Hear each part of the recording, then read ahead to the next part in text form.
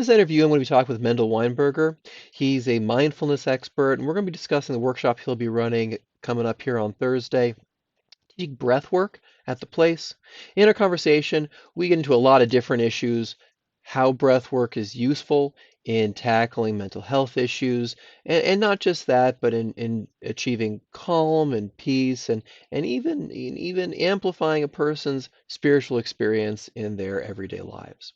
We'll be getting into Mendel's journey from Buddhism to Judaism and how he sees the role of spirituality or the lack of necessity in spirituality when it comes to mindfulness practices and breath work. He's a really great guy, fun to listen to, and I hope you enjoy the interview. Okay. Mendel Weinberger, how are you doing, man? I'm doing great, Doing? feeling good, energized, enjoying the fine weather these days. Yeah, we got some nice weather. It's going to be raining in a couple days. It's going to be fun, but yeah, enjoy the Yeah, warmth while it lasts. yeah. So what you been up to? Well, I had been very involved with teaching mindfulness and doing that for a number of years. Recently, just sort of for myself, been exploring something called breath work Mm, and started sharing this with groups and clients, individual clients. And finding there's it works faster and in some sense it doesn't demand as much discipline as maybe a mindfulness practice. mm. It does it if you want to make it part of your life. You need to kind of put it into your day at some point. But it's there's a lot of advantages to breath work over mindfulness, even though they're very related. Yeah, how are they different? I mean, that's usually where I mean mindfulness is where people start, but like what's the Mindfulness differences here? in general is paying attention to what's happening in the present moment without judgment and noticing when your mind um, gets distracted by memories of the past or fantasies or planning for the future Mm, or judging yourself or others. That's what takes you out of being mindful. mm. Um, Breath work, and that's comes up whether you. I mean, I've been doing this for years, and it still comes up for me. I just my mind just takes off, and that's a given. It's a given that our mind likes to think about stuff and to fill it with content. Mm. Whereas the breath work, because it is more intense and demands more concentration, you really don't have time for thoughts Okay. because you're breathing deeply or quickly or both, and that takes all your concentration. So that's really it. Sort of takes away that challenge of the wandering mind because it's like if you're running a race, you don't have the energy to start thinking about your mortgage or something you read on the news. You're just Right, right, right. concentrating on the task at hand. So it kind of brings that intensity and focus very quickly, Just and because that's it's like it that's sounds a little more well, maybe not more active, but I mean you're really focusing on one particular goal, let's say, but it's more than just paying attention. Like it sounds like well, more it's kind of involved. like working out physically, Okay. even though you could be sitting in a chair and you're not actually moving your body, but you are moving your breath. Mm, And there's all kinds of changes in your physiology and in your mental state that accompany that, and that's why mm. it's being used. So it's been become very popular. Kind of the way mindfulness was a few years ago. Now breathwork is like the new trend, at least in Mm-hmm. America, Mm-hmm. and I think here also it's starting to catch on. Well, what are some of those physiological changes? I mean, by doing this, what's the result, I guess? I mean, kind of getting into that a Well, little bit. there's a lot of science, and I'm not really like a, Mm, a science guy, but I have read the. First of all, it puts a lot of oxygen. You're putting more oxygen than you used to into your blood. Mm, Um, Sometimes that causes a lightheadedness, like hyperventilating.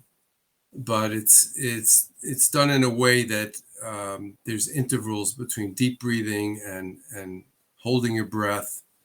It changes what's called the pH in the from acid to alkaline. hmm There's certain changes in your brain chemistry. I'm mm, sure you know what the amygdala is. It's the place where a lot of our rumination and worries, that we think about things, and mm, someone who's in an anxiety attack, his amygdala is very active, whereas the breathing tends to reduce the activity of the amygdala. It mm, also certain hormones are released in the brain, like dopamine and serotonin, and those are the happy chemicals of happiness and calm. mm, Um, it's My experience is that when I do it for myself, I feel more energy, feel more focus. Um, I don't know if you've heard of Wim Hof. Wim Hof is someone who popularized this kind of breathing. I mean, hmm the roots of it are in pranayama, which is a Hindu yogic kind of thing. Okay. It's but he popularized it.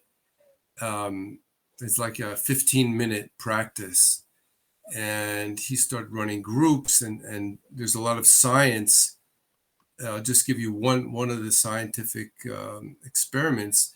They had a certain thing they would inject. They did an experiment where Mm, they would inject people with some kind of virus that would make you feel sick. okay. It would make you have the symptoms of like a flu, Sure. the runny nose and the achy body, and Fun that was one experiment. group. They would inject this flu virus. I don't know if it was a flu virus. It was something that made you feel sick. hmm And and the other group, they had them do this breathing technique before, and then they injected them, and they because their body was now in a different state of, they were able to reject the virus, and they never got mm sick. So that was a pretty amazing. I mean, Yeah. he does stuff with cold exposure to extreme cold water, which I haven't done, but the breathing is it's for anyone who's feeling lack of energy or negative mental states, depression and anxiety. It works, and it works very quickly. So the advantage over mindfulness is that you can change your state in 15 minutes, hmm and you'll feel it. And Yeah. so that's why I think it's a really great practice. Well, in my work, the where that sort of like paced breathing, measured breathing comes in, is usually when like a person has a complete skill breakdown. They have a hard time thinking straight, they're really upset, they become really impulsive, and the last ditch effort of just staying emotionally regulated is, one of them is paced breathing. Right. Just because it's not really cognitive labor intensive, it's not emotionally intensive. Um, and so it really makes a lot of sense what you're describing. I guess one question I would have is often people have a hard time maintaining this as a practice. Maybe as an off chance they'll be able to do it, as opposed to, I guess in extreme cases and as a therapist self-harm, but like maybe your work, not losing your cool, things like that would be more common. But making this into a life practice where you can actually get those benefits, like the study you're mentioning. I mean, I think it's something like you have to at least, for a month previously to really have the maximum benefit of breath work, mindfulness, things like that. Yeah, how do you keep people active in doing something like this? Good question. The way I see it is that, well, what they call pain points. If someone is in pain, Mm, so they want to do something that's going to get them out of the pain, whether it's physical pain, mental pain. yeah. So when you see the benefits, and well, if I do this, I'm going to feel better. So it's not like, oh, another boring practice, but I want to feel better, and I want to feel good every day, and I want to be Mm, energized. And well, it's really like any discipline. It could be jogging, it could be yeah. working out at the gym. Uh, People do it because they feel better afterwards. So it's kind of like builds on itself. Positive action, keeps going. Yeah, yeah. And like the law of physics, body in motion tends to remain in motion. The Yeah. body at rest tends to remain at rest. So if you're used to doing nothing, you're going to continue to do nothing. So it is something to that requires a commitment and a discipline. But I think when you feel the benefits and you feel them fairly quickly, that's the motivation. So it has a quick effect because, like I see, Yeah. you're saying with exercise. I mean, the couple of times I've tried to exercise, the only effect I felt was my legs hurt. Like that's really the bottom line, man. But so I mean, it's more of a instantaneous. I guess you're saying activates dopamine, like an instantaneous dopamine hit with breath work, or is it more delayed, like with exercise? I think it's pretty immediate. I mean, Yeah. that's been my experience, and I have a good friend who taught me something that I was in a high stress job, and he told me you in 3 minutes you can change your state, your emotional state, and it's called 6-9 breathing. It's breathing Yeah. in to the count of six and out to the count of nine.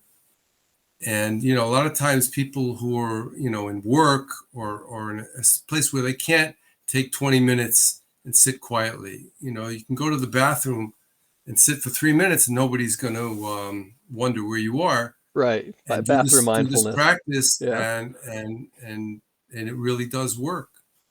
It breaks the panic state, Mm. or the high stress state very quickly. Yeah, yeah. So it's practical in the sense of The Navy SEALs is battle breathing. That's yeah, exactly, yeah, the initial four, what was training it, is four is four exactly right. Yeah. four box breathing. Something like, well, you want the like you're saying, the exhaling is longer because that's what slows down your heart. Right. Yeah. Yeah. So I think it's practical, and it works quickly, and Hmm. as an alternative to people who are taking medication, like psychiatric medication, Hmm. which has a lot of side effects. Yep. And there have been studies that is mindfulness and breath work are as effective as some of these psychiatric medications, especially for depression and anxiety. Not Yeah. so much for schizophrenia, but for the more common uh, ailments. Yeah. Yeah. So this is the workshop you've put together. You'll be putting this on you're going to be putting this on the place. When is your workshop going to be exactly? This It's is a this one-off or? Thursday, this Thursday, Okay. on 8 o'clock to 10 o'clock. Okay.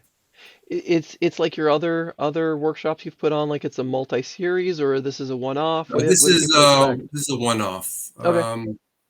because it's with the mindfulness. I was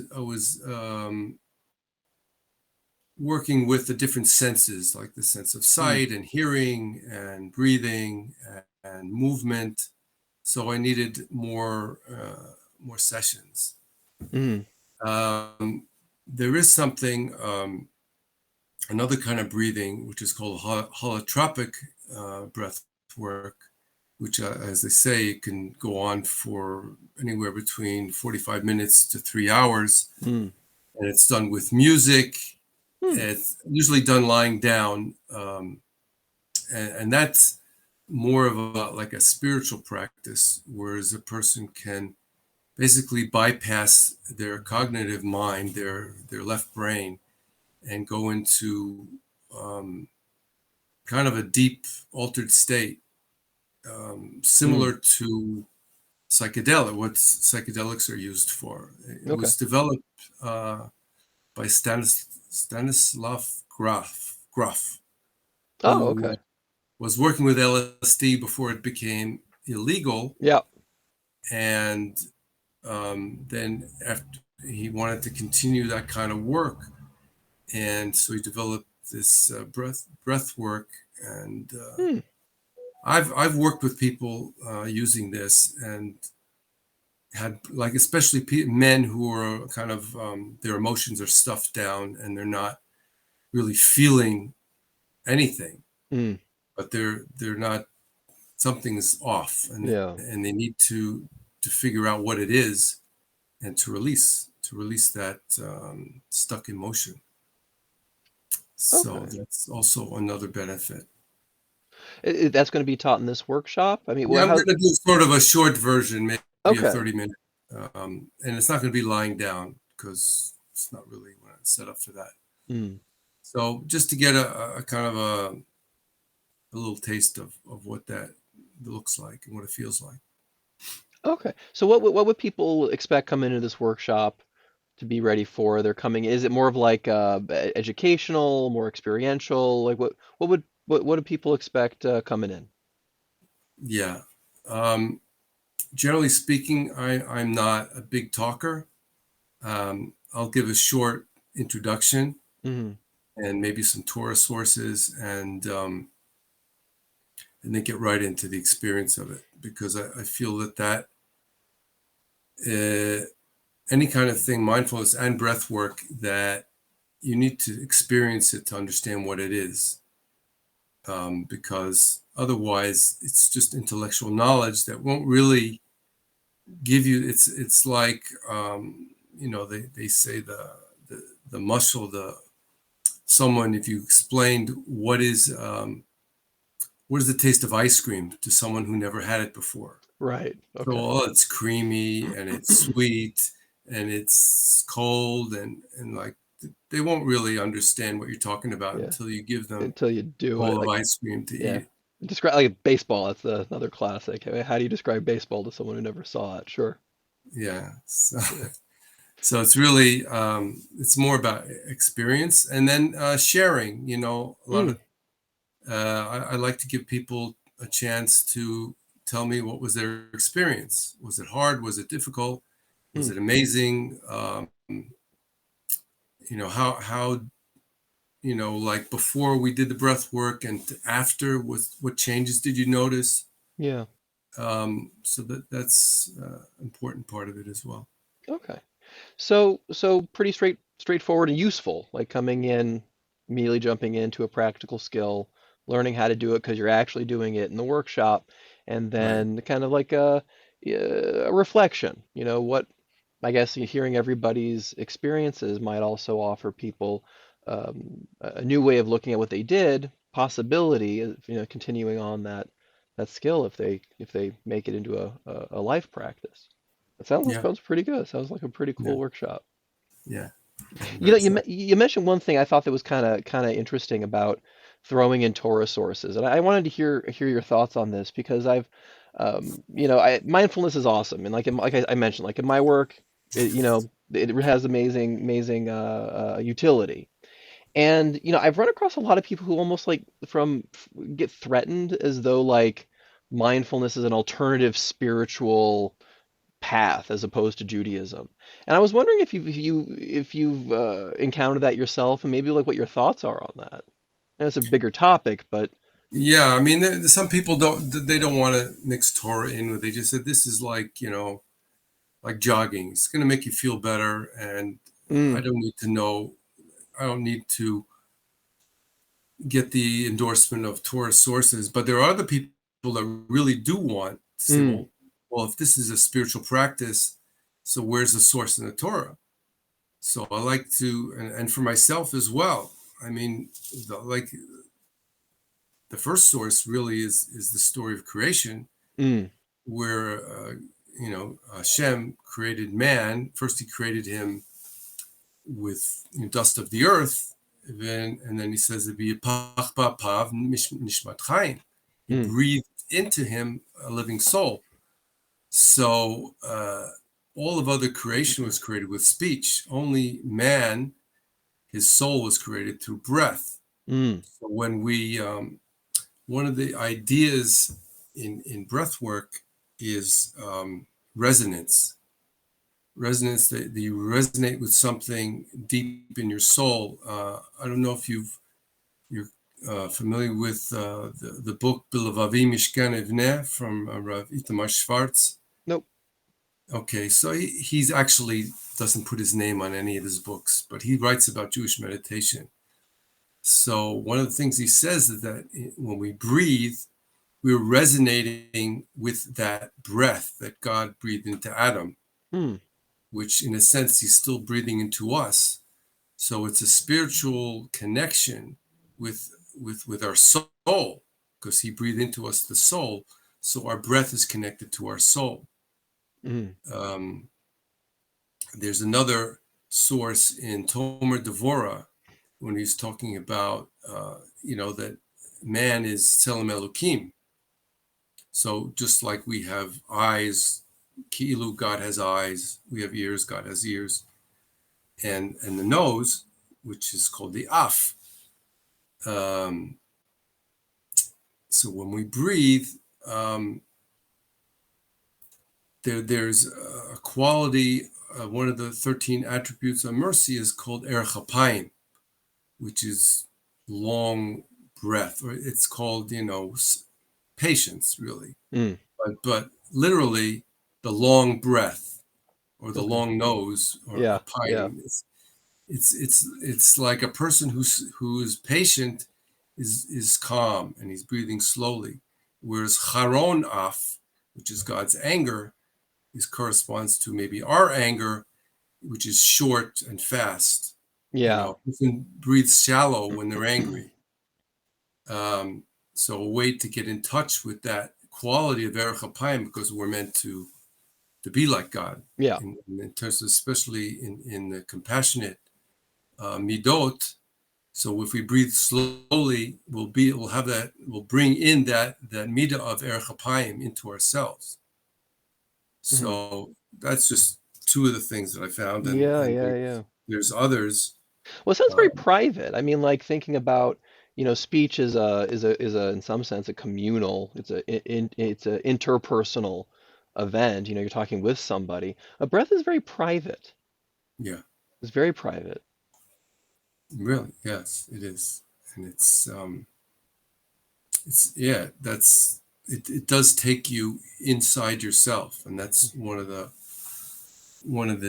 goals is Mm, to have people live a more inner life, or to at mm, least be aware that they have an inner life, not just the way they are in the world with other people, but there's a whole world inside themselves, and the mm. breath is kind of the channel to get there. One thing, it doesn't come up so often, but it comes up often enough, say in my work, where, the more that a person goes into themselves, they start discovering things about themselves that's a tad unsettling.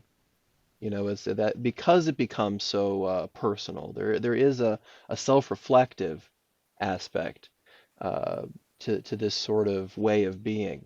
Um, they often bump into things about themselves they didn't quite notice before. And that's more so with mindfulness.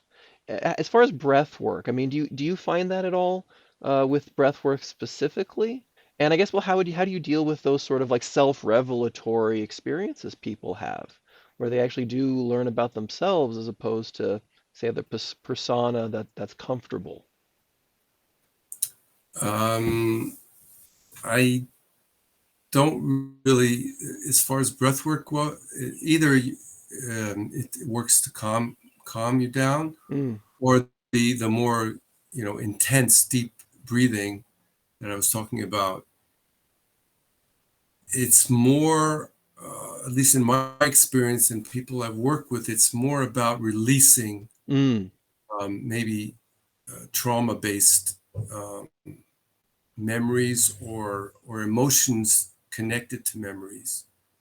You mm, know, I worked with a guy who was trying to get married, and he was in his mid 30s, and he wasn't, and he grew up religious. He just wasn't finding he wasn't finding his match, mm, and he came in, and we did this deep breathing for 45 minutes, and the pain of his frustration came out in crying, mm, raising his voice, and kind of that pain, which maybe he could talk about it, but the intensity um, of just expressing, I'm sad, I'm angry, maybe even about not finding my soulmate, yeah. and just releasing it and just having that experience. He felt so much better, and so much, wasn't weighing on him. It wasn't stuffed down. So I don't know if it's it might be finding out Yeah. how sad I am Yeah. instead of putting on a brave face, but really expressing that deep pain. Um, I think that's what can happen. Mm-hmm. Mm-hmm. Mm-hmm. Yeah, that's very powerful. That's very powerful. In a workshop setting, does that, I mean, how does that, do you, are Yeah, there yeah, like how well, does I that tell work? I you, mean, I've done these, like especially the deep breathing, say with like 5, 6 guys, mm, and they're all lying down, and it's dark, and they have blindfolds on. that's very powerful. Okay, that's, yeah, yeah. So then it's a safe place, and people Okay. can, Yeah. let go, because, they don't have to feel inhibited in any way. So in a workshop, I don't know if that's going to work. We'll see. We'll see. Yeah. Yeah. Cool. So that's coming up. That's coming up this week. Well, Yeah. what else you got going on in your life as far as projects, things you're putting on, things you're doing? Um, so I'm working one-on-one with, coaching. It's kind of coaching clients, Mm. just more with, you know, one guy, he's looking for a job. He just finished he did high tech training, and he's looking for a job, and he's having some challenges with Mm. his self confidence. So I'm coaching him in that, and another person, I'm just teaching mindfulness on an individual basis. Um, yeah, so that's kind of what I'm doing, and for new. I'm looking to branch out into Hebrew as well, Mm. Okay. which is something that I've wanted to do for a while, Yeah. and Yeah. it is a challenge. But actually, one of the clients I have now, I'm working with them in Hebrew. Oh, So cool. Cool. I have to look up the relevant words, and, Yeah. Okay. Yeah. and get it prepare.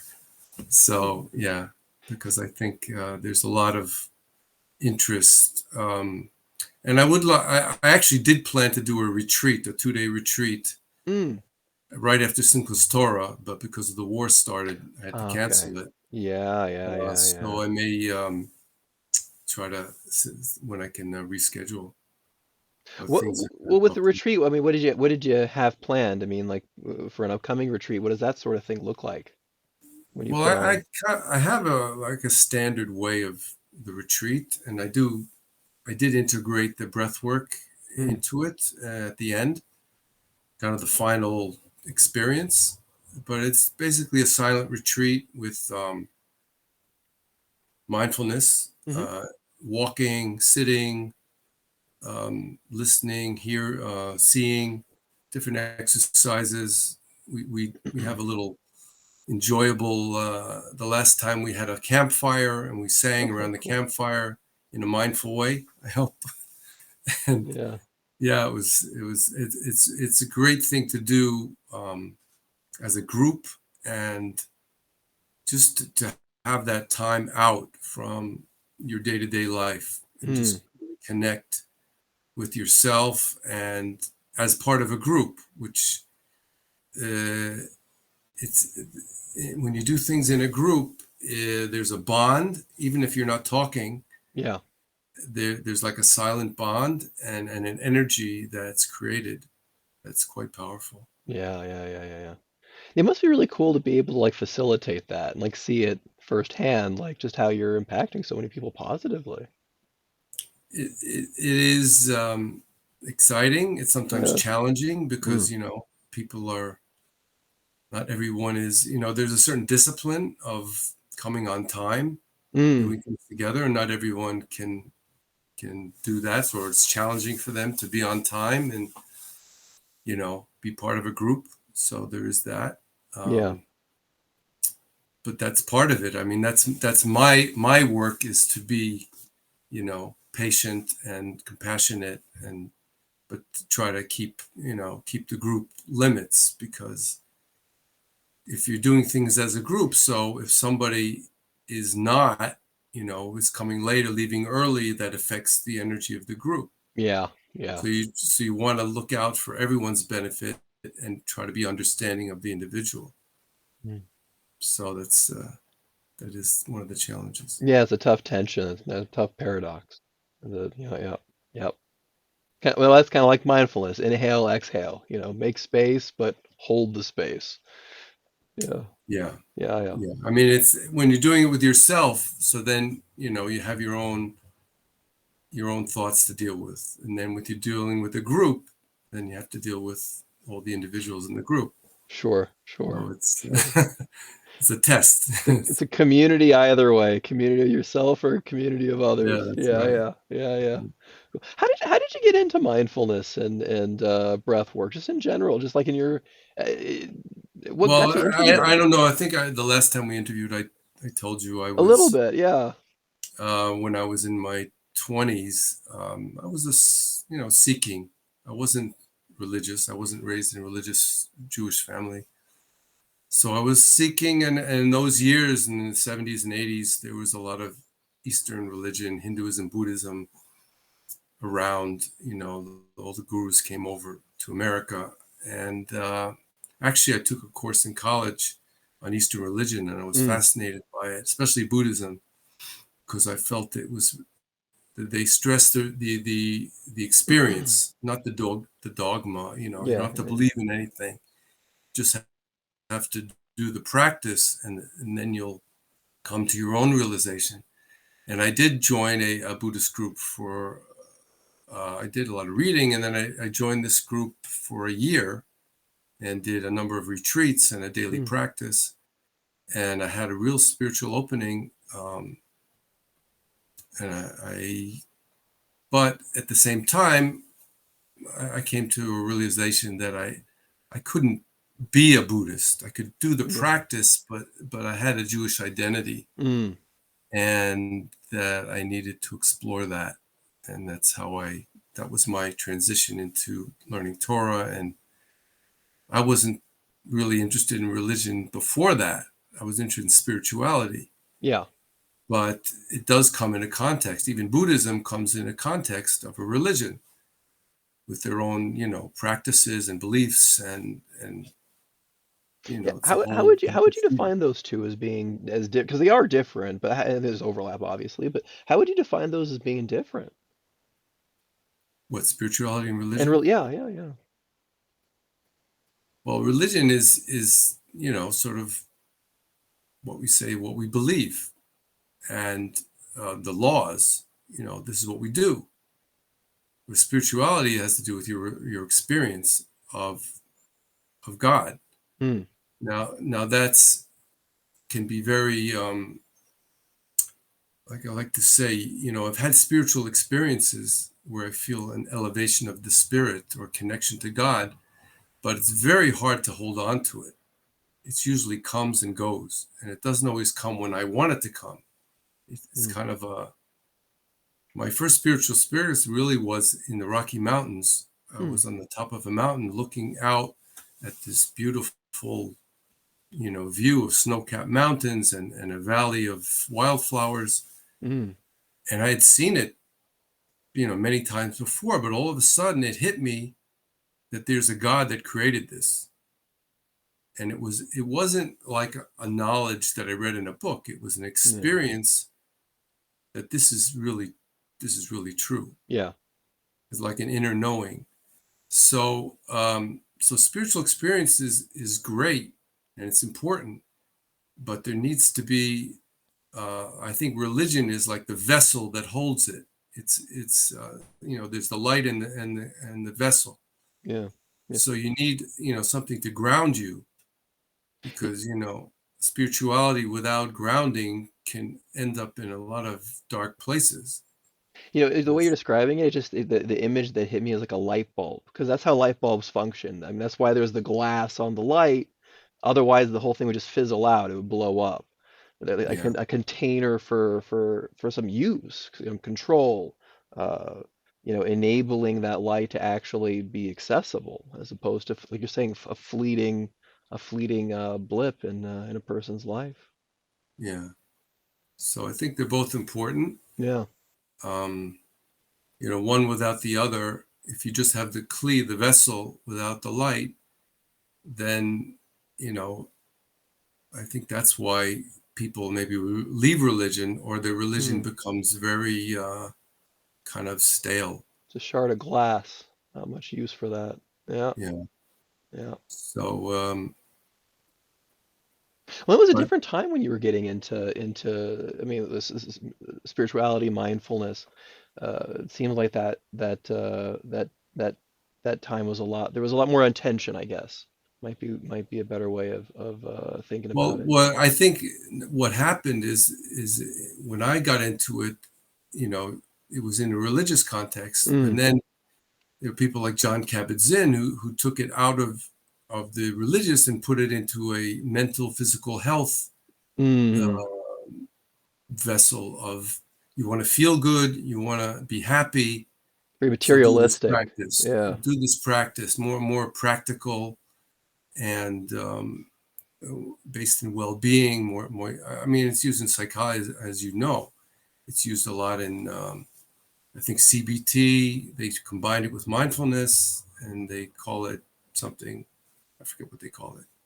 Yeah. It Yeah. was Yeah. MBSR, then it became MBSR, CBT, or so. It is. I think agreed by many therapists that it's very beneficial. So Mm, it's I think I mean I like to teach it as part of Jewish practice. Doesn't have to be, but for people who are searching for a deeper connection or a deeper experience of spirituality in their religion, I think it can be really because I worked last year. A therapist referred five Belz Hasidim, mm, uh, Bachrim, who are learning at the Belz Yeshiva yeah. in Jerusalem, and they all came with problems, family problems or school problems, but they were full Hasidim, Yeah. and they were actually Americans. They were from Muncie or Williamsburg, and I had a great time with them. I taught them mindfulness, and they were so open to it, and it was actually open. It opened my eyes that in the what they call the frum world, there's a need for this, and Mm, there are people searching for this. yeah. Well, I would wonder because I mean, like, talking about the cleave, the container of spiritual meaning. That's sort of maybe hijacking is too strong a word, but and definitely has its utility. I mean, that's not my point, but this sort of hijacking with trying to separate out the spiritual component from these practices. Um, it, it, it seems like a substandard Klee. Maybe that's a better way of it does you don't have the amplification of the meaning aspect when you take the spirituality out of breath work, mindfulness, things like that. I mean, what do I'm not you sure. what do you think about that? I mean, is that a fair observation or I'm not sure I understand your question. well, because there's like a secularization of a spiritual moment. You kind of like taking away the mystery, taking away the mystique, taking away the transcendence. That's the a lot of the use of breath work or mindfulness does take out a lot of those components.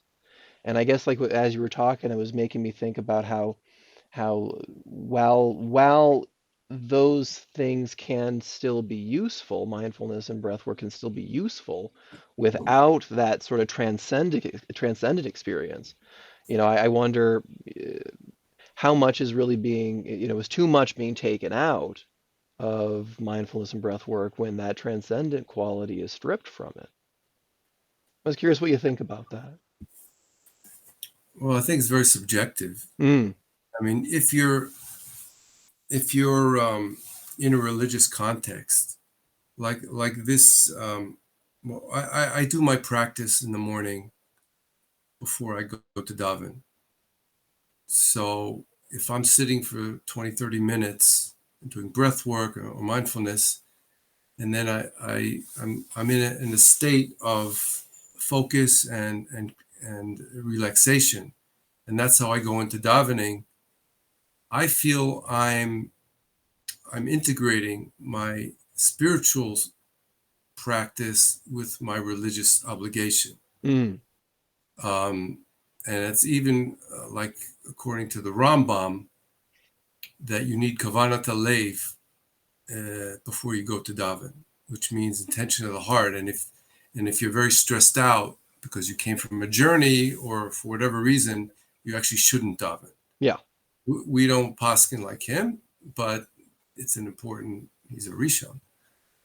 Um, so, and he says to sit for a while before and clear your mind. Now he doesn't say sit and breathe and this is the practice, but he just says to sit for a while and clear your mind. So I feel like that I am bringing spirituality into the words on the page and Mm, the obligation of saying the Shema and the Shemon Esrei.